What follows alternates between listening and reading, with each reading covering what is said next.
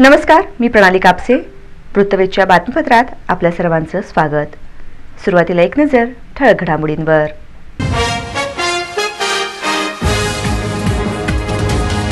झेडपीच्या मुख्य कार्यकारी अधिकारी मनीषा आव्हाळेंनी सादर केले 48 कोटी 11 लाखाचे अंदाजपत्रक. स्पर्धा परीक्षा देणाऱ्या विद्यार्थ्यांना प्रोत्साहन देण्यासाठी केली 50 लाखाची तरतूद.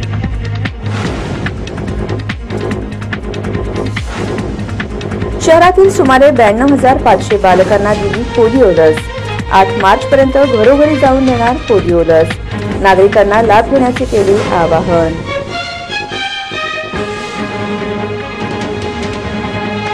मिळकत कर वसुली पथकाकडून 5.90 लाखाची झाली वसुली.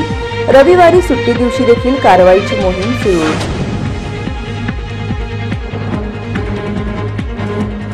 आणि पोलिसांसह गोरक्षकांनी शास्त्रीनगरातल्या कत्तलखान्यावर टाकला छापा. 32 देशी आणि जर्सी गाई बैलांना कत्तलीपासून दिले जीवनदान.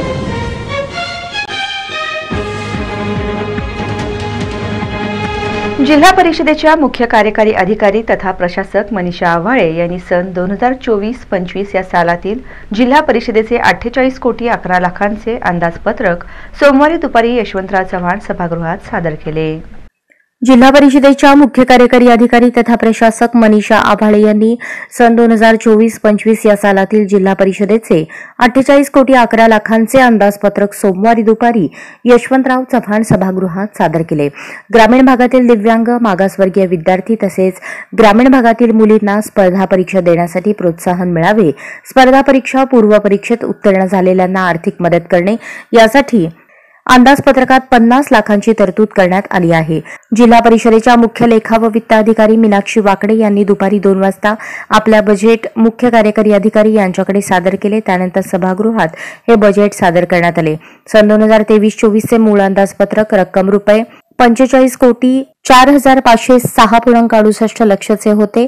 सन 2024-25 च्या मूळ अंदाजपत्रकात रक्कम रुपये 304.99 लक्ष इतकी वाढ करून रक्कम रुपये 4,811.67 लाख चे मूळ अंदाजपत्रक सादर करण्यात आले. बंधनकारक जे याप्रमाणे ते तर आपण ठेवलेलेच आहे, पण गुणवत्ता वाढीचं ठेवलेलं आहे. जसं की आपण स्पर्धा परीक्षेचं जसं मी सांगितलं ते आपण प्रामुख्याने आणलेलं आहे. जागतिक परीक्षेमध्ये तसंही सोलापूर जिल्हा अव्वलच आहे, पण त्याला आणखी आपण आर्थिक दुर्बल जे घटक असतात त्यांना आपण पुढे आणण्याचा प्रयत्न केला आहे. त्याच्यानंतर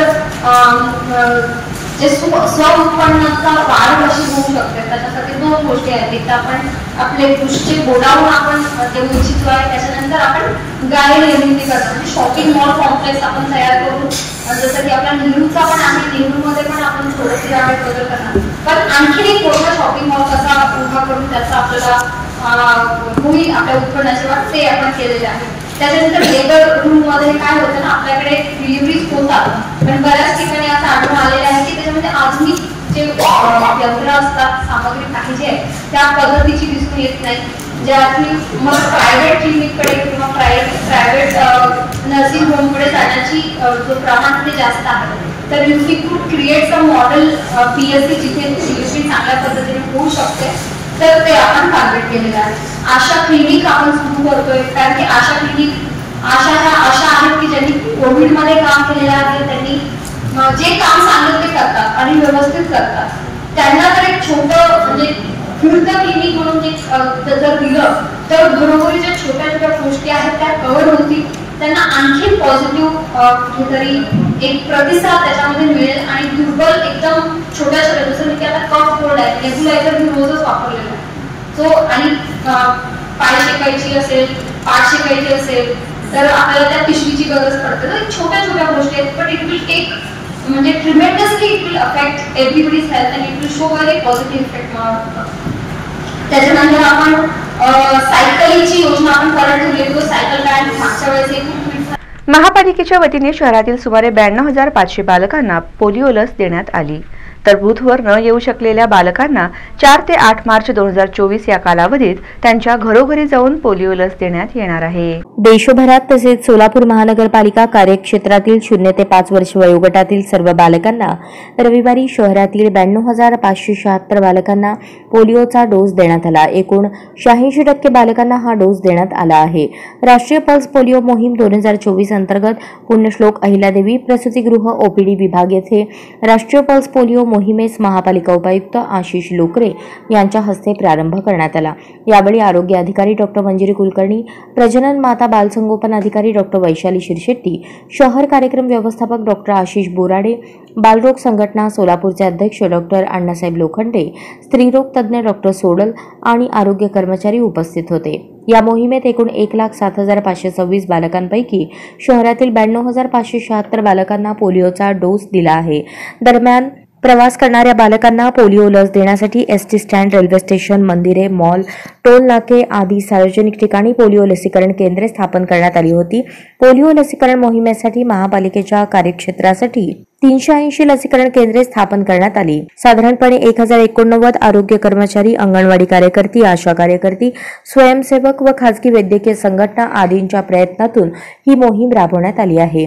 3 मार्च रोजी काही कारणांनी बूथवर येऊ न शकलेल्या बालकांना 4 ते 8 मार्च 2024 या कालावधीत घरोघरी जाऊन पोलिओ लस देण्यात येणार आहे. ही मोहीम महापालिका आयुक्त, उपायुक्त यांच्या मार्गदर्शनाखाली आरोग्य अधिकारी यांच्या मार्फत राबवली जाणार आहे. एकही लाभार्थी पोलिओ लसीकरणापासून वंचित राहणार नाही याची दक्षता प्रत्येक स्तरावर घेण्यात येत आहे. महानगरपालिका कार्यक्षेत्रातील एकूण घरांची संख्या 2,15,877 इतकी असून 4 ते 8 मार्च 2024 या कालावधीत घरोघरी जाऊन वंचित लाभार्थ्यांना पोलिओ डोस देण्यासाठी IPPI टीम संख्या 216, ट्रान्झिट टीम 76 व मोबाईल टीम 20 कार्यरत असणार असल्याचे सांगण्यात आले. महापालिका मिळकत कर वसुली पथकाकडून 5.90 लाखाची वसुली झाली असून रविवारी सुट्टी दिवशी ही कारवाई मोहीम हाती घेण्यात आली. सोलापूर महानगरपालिकेच्या मिळकत कर थकबाकीपोटी प्रशासनाकडून रविवारी सुट्टी दिवशी धडक कारवाई करत 11 नळ बंद करण्यात आले. आज एकूण 5,90,400 रुपये थकबाकी वसुली करण्यात आली, अशी माहिती उपायुक्त आशिष लोकरे यांनी दिली. महापालिका आयुक्त शीतल तेलिउगले यांच्या आदेशानुसार उपायुक्त आशिष लोकरे यांच्या मार्गदर्शनाखाली या पथकाच्या माध्यमातून रविवारी सुट्टी दिवशीही कारवाई आणि वसुली मोहीम हाती घेण्यात आली. सोलापूर महापालिका मालमत्ता कर विभागातील करसंकलन अधिकारी युवराज गाडेकर यांच्या नियंत्रणाखाली विविध पथकांच्या माध्यमातून ही कारवाई करण्यात येत आहे. महापालिका मिळकत कर विभागाच्या माध्यमातून शुक्रवार 1 मार्च 2024 रोजी वसुली मोहीम राबवण्यात येत आहे.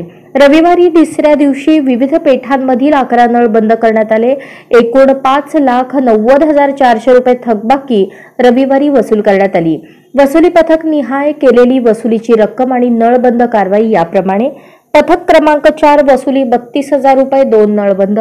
पथक क्रमांक 6 वसुली 1,14,200 रुपये 3 नळबंद. पथक क्रमांक 7 वसुली 1,14,200 रुपये 2 नळबंद. पथक क्रमांक 8 वसुली 2,90,000 रुपये 2 नळबंद. पथक क्रमांक 9 वसुली 40,000 2 नळबंद.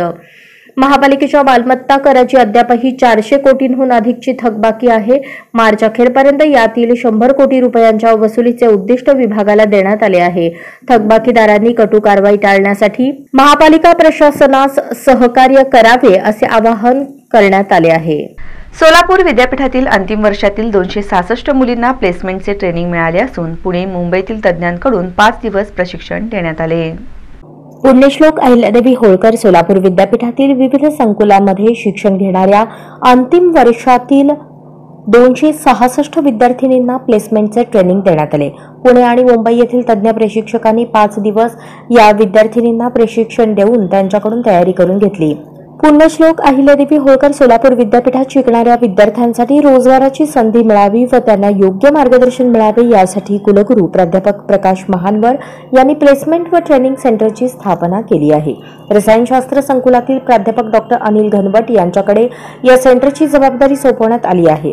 या सेंटरच्या माध्यमातून पहिल्यांदाच विद्यापीठात शिक्षण घेणाऱ्या अंतिम वर्षातील 266 विद्यार्थिनींना विविध उद्योग समूह व कंपन्यांमध्ये नोकरीला सामोरे जाताना येणाऱ्या अडचणी व कशा रीतीने सामोरे जावे याविषयी तज्ज्ञांकडून प्रशिक्षण देण्यात आले.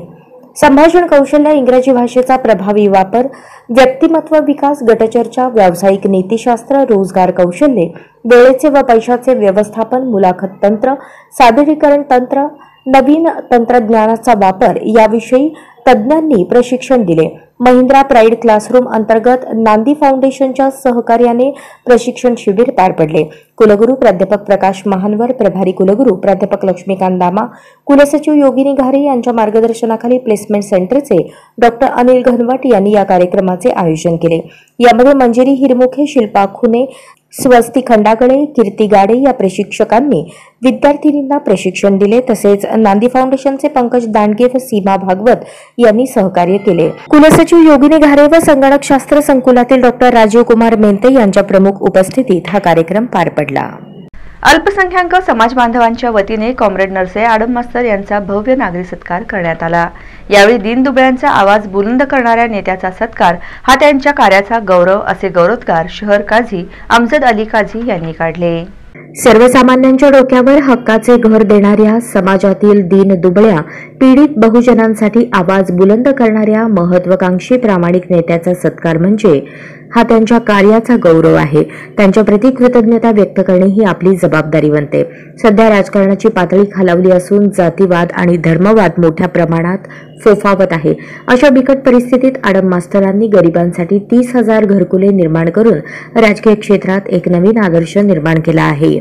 इतर राजकीय पक्षांनी आडम मास्टर यांचे कार्य डोळ्यासमोर ठेवून आपल्या कार्याची दिशा ठरवावी असा मोलाचा सल्लाही मुफ्ती सय्यद अमजद अली काझी यांनी आपल्या नागरी सत्कार समारंभाप्रसंगी संबोधित केले. के रसूल का शुक्रिया अदा करने के बाद गरीब और जरूरतमंदों का ख्याल करते हुए, गरीब अल्पसंख्यक खवातीन का ख्याल करते हुए, बिलखुसूस मुस्लिम खवातीन के लिए, गरीब खवातीन के लिए जो 22,500 के करीब और कुल 30,000 घरों का जो बेड़ा उठाया गया था, अल्लाह के फजल करम से आधे से जायद घर गरीब खवातीन को अल्हम्दुलिल्लाह मिल चुके हैं. और मजीद के लिए जैसे कि स्टेज पर तशरीफ फरमा एक जिम्मेदार शख्स ने ये बात कही कि मजीद के लिए हमें मास्टर के दस्त बाजू को मजबूत करना है. और जो अब तक उन्होंने काम किया है उस काम की सराहना करना, शुक्रिया अदा करना, उसकी कदरदानी करना, ये इसलिए भी ज़रूरी है कि जब कोई अच्छा काम करता है, कोई खैर का काम करता है, लोगों की मदद करता है, तो उस काम पर उसकी सराहना की जाए, उसकी कदरदानी की जाए, उसका शुक्रिया अदा किया जाए. और उसी शुक्रिया को अदा करने के लिए हम यहाँ आए हैं ताकि काम करने वाले को भी एहसास हो कि मेरे काम की भी कदर हो रही है. असंघटित कामगारांसाठी 30,000 घरांचे आशिया खंडातील सर्वात मोठा गृह प्रकल्प साकारणारे सोलापूरचे माजी आमदार आणि रेनगर फेडरेशनचे मुख्य प्रवर्तक कॉम्रेड नरसय्या आडम मास्तर यांच्यासह समस्त रेनगर फेडरेशन व अव्याहतपणे धडपडणाऱ्या त्यांच्या समूहाचाच समस्त अल्पसंख्याक समाजाच्या वतीने रविवारी 3 मार्च रोजी केळवाई चौकात भव्य नागरी सत्कार करण्यात आला. जिओ और जीने दोचे संपादक इरफान सय्यद सर यांच्या पुढाकाराने संपन्न झालेल्या या नागरी सत्कार समारंभाच्या अध्यक्षस्थानी शहर काझी मुफ्ती सय्यद अमजद अली हे होते. प्रारंभी समस्त अल्पसंख्याक समाज सत्कार समितीच्या वतीने आडम मास्तरांचा सपत्नीक सत्कार करण्यात आला. यानंतर सेंटर ऑफ इंडियन ट्रेड युनियनचे प्रदेश महासचिव ॲडव्होकेट एम.एच. शेख, रेनगरच्या chairman Nalinitai Kalburgi, secretary Yusuf major यांचाही समितीतर्फे जंगी सत्कार करण्यात आला. अल्पसंख्याक समाजातील तब्बल 100 पेक्षा जास्त संघटनांनी आडम मास्तरांचा यथोचित सत्कार करून त्यांच्या अतुलनीय आणि अनन्यसाधारण कामगिरीचा गौरव केला. कॉम्रेड आडम मास्तरांचा सत्कार करण्यासाठी विचार मंचावर अक्षरशः झुंबड उडाली. प्रारंभी इरफान सय्यद यांनी प्रास्ताविक केले. या प्रसंगी विचार मंचावर इतिहासकार सरफराज अहमद, अयूब कुरेशी, रिफा फाउंडेशनचे अध्यक्ष रियाज सय्यद, मतीन बागवान, विकार अहमद शेख, हाफिज मेहमूद नदाफ, हाफिज इम्रान खान, विविध संघटनांचे पदाधिकारी आणि धर्मगुरू यांची प्रमुख उपस्थिती होती। यावेळी कॉम्रेड नरसई आडम मास्तरांनी सत्काराला उत्तर देताना सांगितले, समस्त अल्पसंख्याक समाजाचे मनापासून आभार व्यक्त केले। पुढे बोलताना आडम मास्तर यांनी देशातील अल्पसंख्याक समाजावर होत असलेला अन्याय, CAA, NRC, कलम 370, मॉब लिचिंग आदी विषयांवर भाष्य केले। हमारे लोग रोते थे, मैं बोलना रोना नहीं, अपने को लड़ना है, लड़कर जीतना है, यही हमारा लाल झंडे का ऐलान है, ऐसा हमारे लोगों को मैं बताया। कार्यक्रमाचे सूत्रसंचालन प्राध्यापक रशीद शेख यांनी केले तर आभार इरफान सय्यद सर यांनी मानले। सासूरवाडीत राहून घरातच ड्रग्ज विक्री करणाऱ्या तरुणाला सोलापुरात अटक करण्यात आली आहे। देगाव रोडवरील देशमुख पाटील वस्ती परिसरात 11.870 ग्रॅम MD जप्त केले आहे। सोलापूरच्या देगाव रोडवरील देशमुख पाटील वस्तीवर राहणाऱ्या एका 33 वर्षीय तरुणाकडून 11.870 ग्रॅम MD ड्रग पोलिसांनी जप्त करत आरोपीलाही अटक केली। सलीम रशीद शेख वय 33 राहणार देशमुख पाटील वस्ती देगाव रोड सोलापूर असे त्याचे नाव आहे। ही कारवाई शहर गुन्हे शाखेच्या पथकाने केली।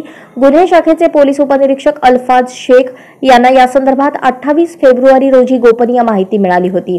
त्यानंतर NDPS कायद्यातील तरतुदीप्रमाणे खातर जमेनंतर सापळा रचून आरोपीला देशमुख पाटील वस्ती देगाव रोड येथून ताब्यात घेतले। आरोपीची अंगझडती घेतली असता विक्रीसाठी ठेवलेले प्लास्टिकचे लहान 29 पाऊच आढळून आले। त्यामध्ये 11.887 मिलीग्रॅम वजनाचा म्हणजेच 29,675 रुपये किमतीचा मेफेड्रॉन हा अंमली पदार्थ आढळून आला। पोलीस उपनिरीक्षक शेख यांनी दिलेल्या फिर्यादीवरून फौजदार चावडी पोलीस ठाण्यात NDPS ऍक्ट कलम 8(क)22(ब) प्रमाणे गुन्हा दाखल करण्यात आला आहे। जुळे सोलापूर परिसरातील डीमार्ट समोरील पाण्याची टाकी ते बॉम्बे पार्क या रस्त्याचे काम निकृष्ट दर्जाचे झाल्याची तक्रार निवेदनाद्वारे आयुक्तांना करण्यात आली। जुळे सोलापूर परिसरातील पाण्याच्या टाकीपासून ते बॉम्बे पार्क पर्यंतच्या नव्या रस्त्याचे काम पूर्णपणे निकृष्ट दर्जाचे झाल्याचा आरोप करत या रस्त्याची तपासणी करून तातडीने मक्तेदाराला काळ्या यादीत टाकण्यात यावे अशी मागणी प्रभाग क्रमांक 26 मधील भाजपा माजी नगरसेवकांनी महापालिका आयुक्तांकडे निवेदनाद्वारे केली आहे। या संदर्भात प्रभागातील भाजपच्या माजी नगरसेविका राजश्री चव्हाण आणि त्यांच्यासोबत भाजप पदाधिकारी आणि प्रभागातील नागरिकांच्या शिष्टमंडळाने रस्त्याच्या निकृष्ट कामाबाबत सविस्तर निवेदन सादर केले।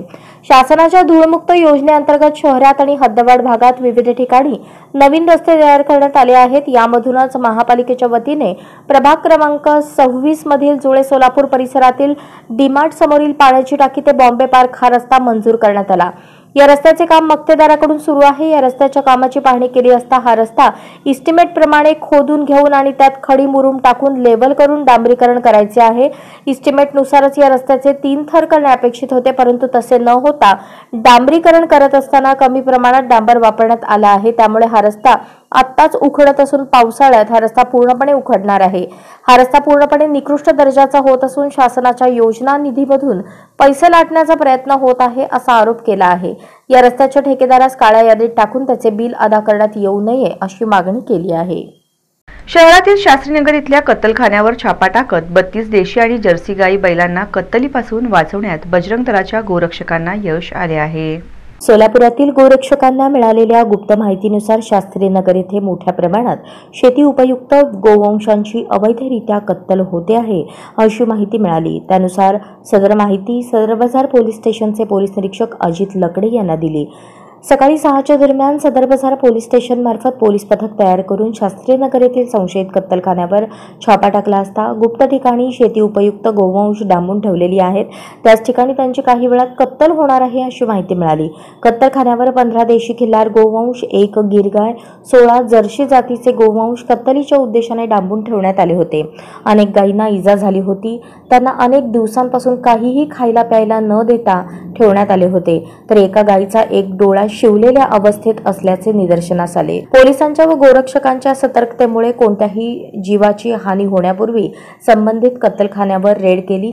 त्वरित पोलिसांनी सदर घटना लक्षात येताच आणखी फौजफाटा वाढवून सदर गोवंश गोशाळेत पाठवण्याची तयारी सुरू केली। सोलापूर महानगरपालिका कोंडवाडा प्रमुख जगन्नाथ बनसोडे यांच्याशी संपर्क साधून कोंडवाडा वाहन घटनास्थळी बोलवण्यात आले।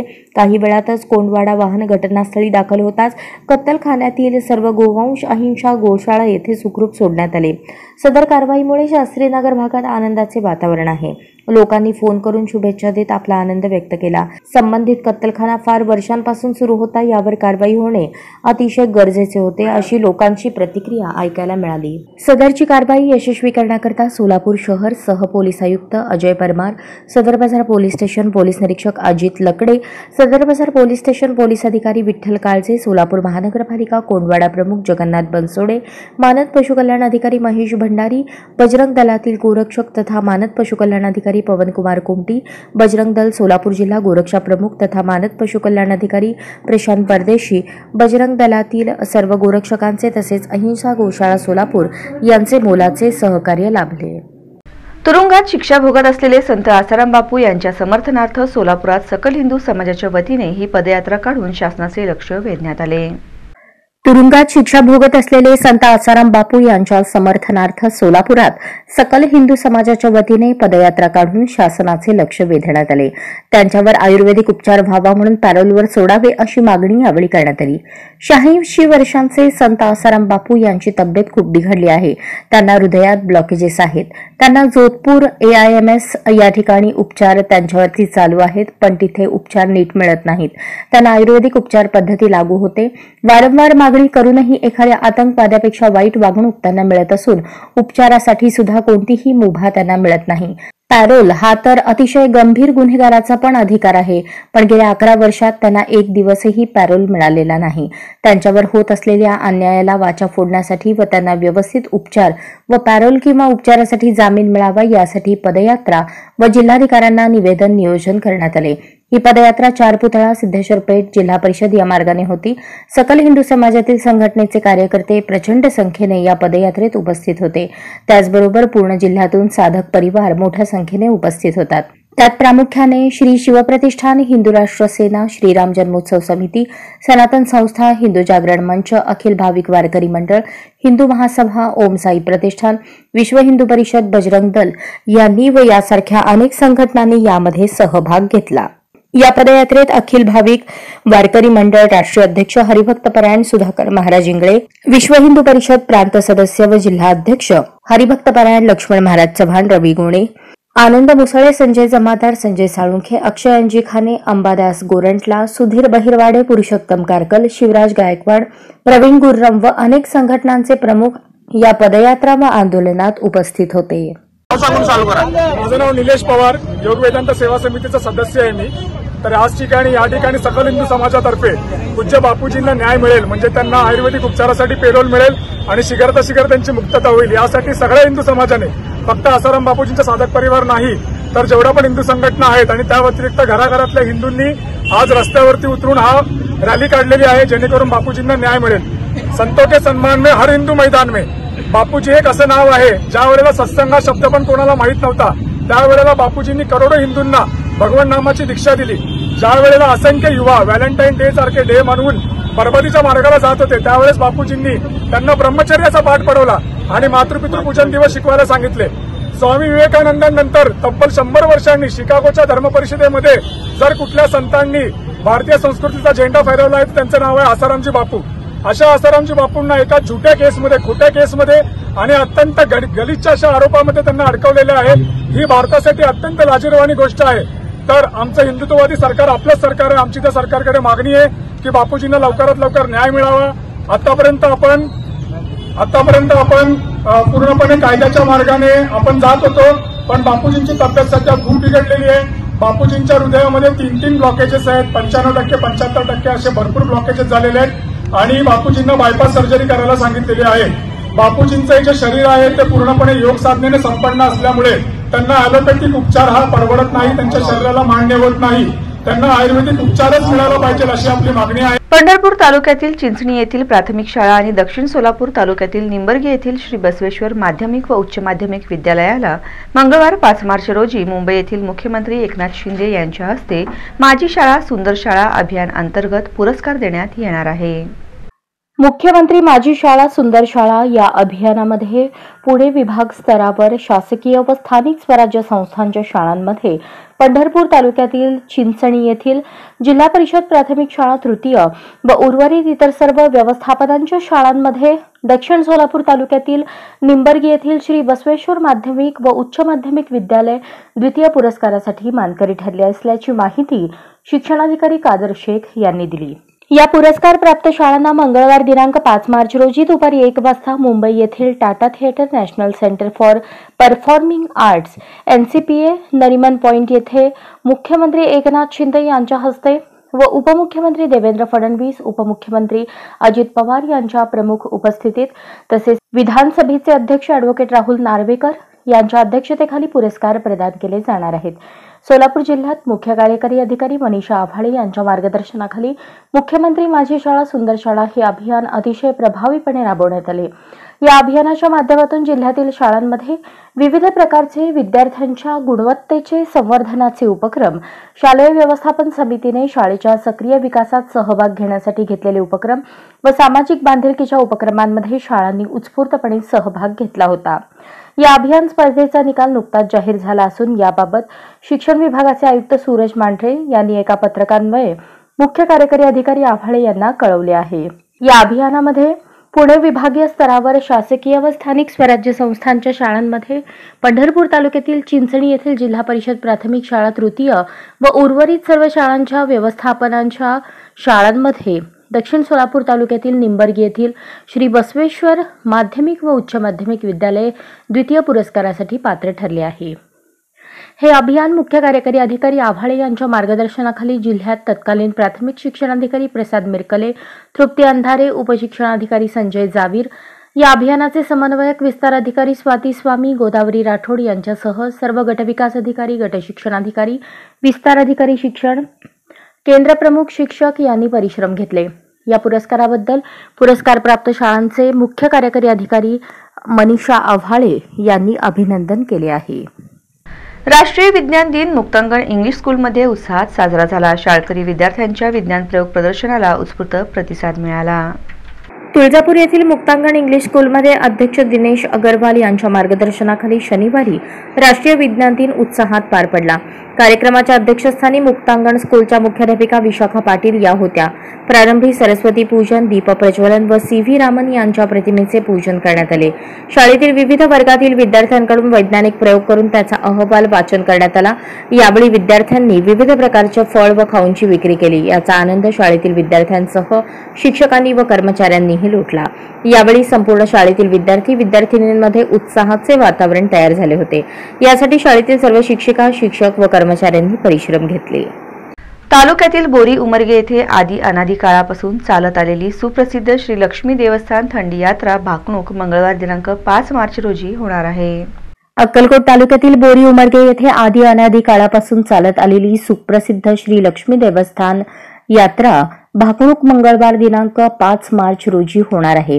मंगळवार दिनांक 5 मार्च रोजी दिवसभर श्री लक्ष्मी देवस्थान आणि डोंगर लक्ष्मी देवस्थान बोरी उमरगे येथे विविध धार्मिक कार्यक्रमांचे आयोजन केले असून यावेळी महाप्रसादाची व्यवस्था केली आहे. संध्याकाळी कलशारोहण कार्यक्रम होणार आहे. रात्री 12च्या सुमारास उमरगे येथून विविध वाद्यांसमवेत श्री पालखी व कुंभ मिरवणूक निघणार असून रात्री 1च्या दरम्यान डोंगर लक्ष्मी देवस्थान येथे पोहोचणार आहे. यानंतर भाकणूक होणार आहे. येथील श्री लक्ष्मी भाकणूक आजपर्यंत तंतोतंत खरी ठरली असून पीक, पाणी, पाऊस व राजकीय हालचालीबाबत भाकणूक केली जाते. यामुळे या भाकणुकीनुसार महाराष्ट्र कर्नाटक सीमा भागातील कलबुर्गी, विजापूर, सोलापूर, उस्मानाबाद या जिल्ह्यातील शेतकरी आपल्या शेतीची मशागत करून पेरणी करत असतात. त्यामुळे या थंडी भाकणूक यात्रेसाठी महाराष्ट्र कर्नाटक सीमा भागातील नागरिकांची मोठ्या प्रमाणात गर्दी असते. या भाकणूक यात्रेचा उमरगा, मैंदर्गी, मिरजगी, रामपूर, हत्तीकणबस, कंठेहल्ली, संगोळगी, चिक्केहल्ली या पंचक्रोशीतील भाविक भक्तांच्या वतीने जय्यत तयारी करण्यात आली आहे. शरद पवार राष्ट्रवादी काँग्रेस पक्षाची माननीय आमदार पृथ्वीराज साठे यांच्या प्रमुख उपस्थितीत बैठक संपन्न झाली. 4 मार्च 2024 रोजी केस तालुक्यातील जिवाचीवाडी येथे शरदचंद्र पवार राष्ट्रवादी काँग्रेस पार्टीची बैठक माजी आमदार पृथ्वीराज साठे यांच्या उपस्थितीत संपन्न झाली। बैठकीस जिवाचीवाडीकरांचा भरभरून प्रतिसाद दिसून आला। साठे बोलताना म्हणाले, यावेळेस केंद्रात व राज्यात सरकारचा बदल करणे गरजेचे आहे। माननीय शरदचंद्र पवार यांचे हात बळकट करण्यासाठी शरद पवार राष्ट्रवादी काँग्रेस पार्टीच्या उमेदवारांना तुम्ही जिवाचीवाडीकरांनी भरभरून मतदान करून सहकार्य करावे अशी अपेक्षा व्यक्त केली। या बैठकीस जिवाचीवाडी येथील ग्रामस्थ मोठ्या संख्येने उपस्थित होते। पृथ्वीराज साठे यांच्या समवेत विठ्ठल वैरागे, सुधाकर जोगदंड, विनोद साठे, आबा साठे इत्यादींची प्रमुख उपस्थिती होती। या बैठकीस जिवाचीवाडी येथील प्रमुख स्थानिक पदाधिकारी चिंतामण चौरे, मुरली चौरे, वशिष्ठ चौरे, महादेव चौरे, प्रभाकर चौरे, संजय कुटे, भागवत चौरे, चंद्रकांत चौरे, सुदाम चौरे, नारायण चौरे, सुग्रीव चौरे व ग्रामस्थ मोठ्या संख्येने उपस्थित होते। ब्राह्मण समाजाचे नेते बाजीराव धर्माधिकारी यांच्यावरचा खोटा गुन्हा मागे घेण्यासाठी नळदुर्ग ब्राह्मण समाजाच्या वतीने नळदुर्ग पोलीस ठाण्यात निवेदन देण्यात आले। ब्राह्मण समाजाचे नेते बाजीराव धर्माधिकारी यांच्यावरचा खोटा गुन्हा मागे घेण्यासाठी नळदुर्ग ब्राह्मण समाजाच्या वतीने नळदुर्ग पोलीस ठाण्यात निवेदन देण्यात आले। परळी येथे झालेल्या ब्राह्मण एकता परिषदेचे आयोजक व स्वागताध्यक्ष ब्राह्मण समाजाचे नेते बाजीराव धर्माधिकारी यांच्यावर सूडबुद्धीने खोटा गुन्हा दाखल करण्यात आला आहे। या खोट्या गुन्ह्यात बाजीराव धर्माधिकारी यांना मुद्दाम गोवण्यात आले आहे। 4 मार्च रोजी याबाबत नळदुर्ग येथील सर्व ब्राह्मण समाजाच्या वतीने नळदुर्ग पोलीस स्टेशनला निवेदन देण्यात आले। यावेळी नळदुर्ग ब्राह्मण समाजाचे अध्यक्ष विनायक अहंकारी यांनी याबाबत सविस्तर म्हणणे मांडले आहे।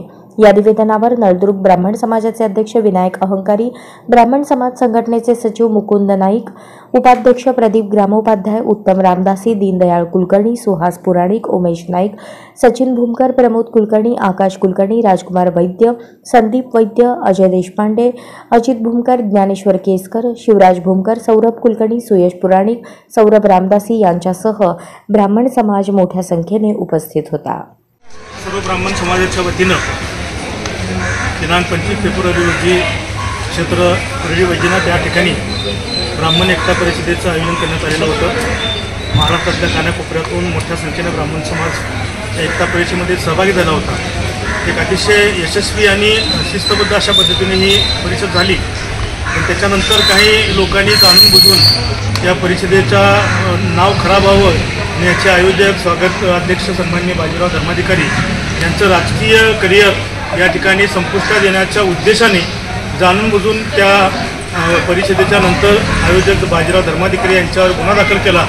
हा दाखल केलेला गुन्हा अत्यंत चुकीचा आहे, संविधानाला धरून सुद्धा नाही। त्यामुळे नळदुर्ग शहरातील सर्व ब्राह्मण समाजाच्या वतीनं अजिंक्य प्राथमिक विद्यामंदिर व अजिंक्य विद्यामंदिर वाशी शाळेचा वार्षिक स्नेहसंमेलनाचा कार्यक्रम दिनांक 1 व 2 मार्च रोजी पार पडला। अजिंक्य प्राथमिक विद्यामंदिर व अजिंक्य विद्यामंदिर वाशी शाळेचा वार्षिक स्नेह संमेलनाचा कार्यक्रम 1 व 2 मार्च रोजी पार पडला।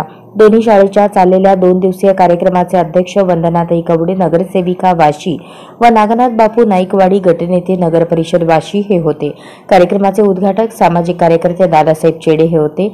तसेच प्रमुख उपस्थिती म्हणून शाळेचे संस्थापक अध्यक्ष SL पवार, पालक प्रतिनिधी Shyamaltai Kawade, Balasaheb Awtade Vashi police station, Swati Patil sarpanch Gojwada, Shinde sir Bavi, Ranjit Gaikwad सभापती कृषी उत्पन्न बाजार समिती वाशी, रामेश्वर बिडवे हे उपस्थित होते। कार्यक्रमाची सुरुवात अध्यक्ष, प्रमुख पाहुणे व इतर मान्यवरांच्या हस्ते सरस्वती मातेच्या प्रतिमेचे व छत्रपती शिवाजी महाराज यांच्या प्रतिमेच्या पूजनाने करण्यात आले। कार्यक्रमाचे प्रास्ताविक अजिंक्य प्राथमिक विद्यामंदिर वाशीच्या मुख्याध्यापिका मनीषा पवार व अजिंक्य विद्यामंदिर वाशीचे मुख्याध्यापक लक्ष्मीकांत पवार यांनी केले। विद्यार्थ्यांना अभ्यासाबरोबरच कलागुणांना वाव मिळण्यासाठी अशा कार्यक्रमांचे आयोजन केले जाते। यावेळी विद्यार्थ्यांनी पारंपरिक गीते, लोकगीते, शेतकरी नृत्य, देशभक्तीपर गीते, सोशल मीडियाचा वाढलेला अतिरेक यावर नृत्य करून मनोरंजन केले व प्रेक्षकांची मने जिंकली। कार्यक्रमाच्या यशस्वीतेसाठी शाळेतील सर्व शिक्षक, शिक्षिका, शिक्षकेतर कर्मचारी यांनी परिश्रम घेऊन कार्यक्रम यशस्वीरित्या पार पाडल्याबद्दल शाळेचे संस्थापक अध्यक्ष SL पवार आणि सर्व स्टाफ व विद्यार्थ्यांचे कौतुक केले। बातमीपत्राच्या शेवटी पुन्हा एक नजर ठळक घडामोडींवर।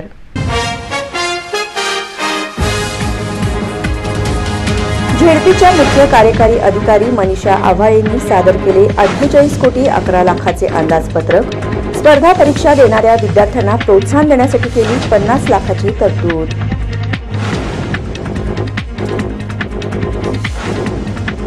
शहरातील सुमारे 92,500 बालकांना दिली पोलिओ लस. 8 मार्चपर्यंत घरोघरी जाऊन देणार पोलिओ लस. नागरिकांना लाभ घेण्याचे केले आवाहन.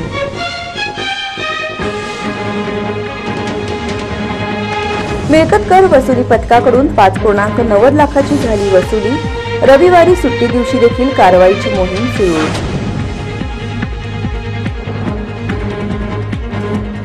आणि पोलिसांसह गोरक्षकांनी शास्त्रीनगरातल्या कत्तलखान्यावर टाकला छापा. 32 देशी आणि जर्सी गाई बैलांना कत्तलीपासून दिले जीवनदान.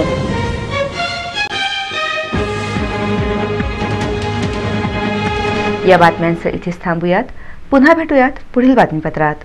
तोपर्यंत नमस्कार.